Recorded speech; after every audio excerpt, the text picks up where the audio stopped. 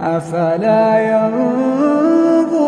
إلى الإبل كيف خلقت وإلى السماء كيف رفعت وإلى الجبال كيف نصبت وإلى الأرض كيف سطحت فذكر إنما أنت مذكر لست عليهم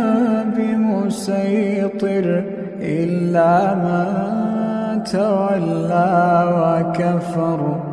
فيعذبه الله العذاب الأكبر إن إلينا